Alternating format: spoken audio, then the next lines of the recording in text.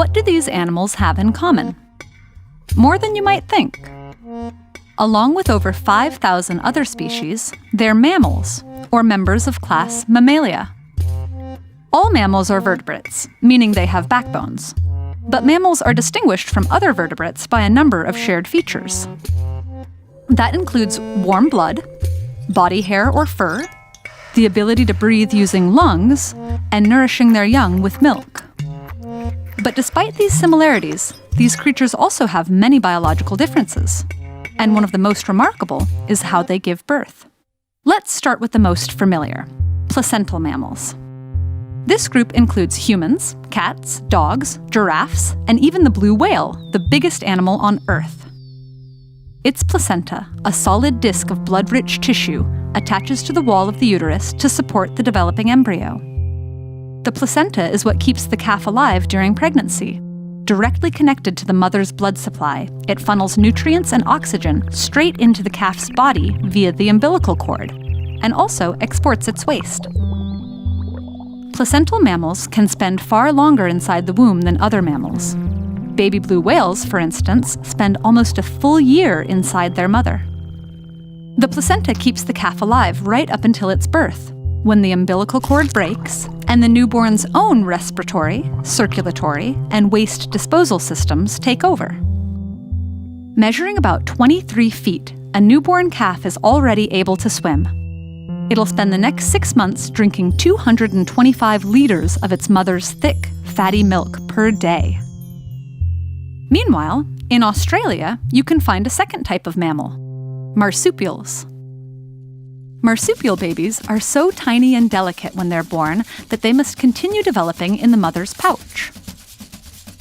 Take the quoll, one of the world's smallest marsupials, which weighs only 18 milligrams at birth, the equivalent of about 30 sugar grains. The kangaroo, another marsupial, gives birth to a single jelly bean-sized baby at a time. The baby crawls down the middle of the mother's 3 vaginas, then must climb up to the pouch, where she spends the next 6 to 11 months suckling. Even after the baby kangaroo leaves this warm haven, she'll return to suckle milk. Sometimes she's just one of 3 babies her mother is caring for. A female kangaroo can often simultaneously support one inside her uterus and another in her pouch. In unfavorable conditions, female kangaroos can pause their pregnancies. When that happens, she's able to produce 2 different kinds of milk, one for her newborn and one for her older joey. The word mammalia means of the breast, which is a bit of a misnomer because while kangaroos do produce milk from nipples in their pouches, they don't actually have breasts. Nor do monotremes, the third and arguably strangest example of mammalian birth. There were once hundreds of monotreme species, but there are only 5 left. 4 species of echidnas and the duck-billed platypus. The name monotreme means one whole, referring to the single orifice they use for reproduction, excretion, and egg-laying. Like birds, reptiles, fish, dinosaurs, and others, these species lay eggs instead of giving birth to live young. Their eggs are soft-shelled, and when their babies hatch, they suckle milk from pores on their mother's body until they're large enough to feed themselves.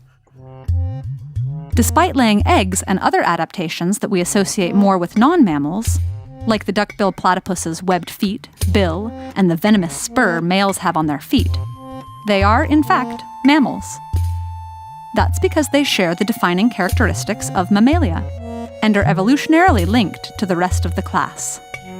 Whether placental, marsupial, or monotreme, each of these creatures and its unique birthing methods, however bizarre, have succeeded for many millennia in bringing new life and diversity into the mammal kingdom.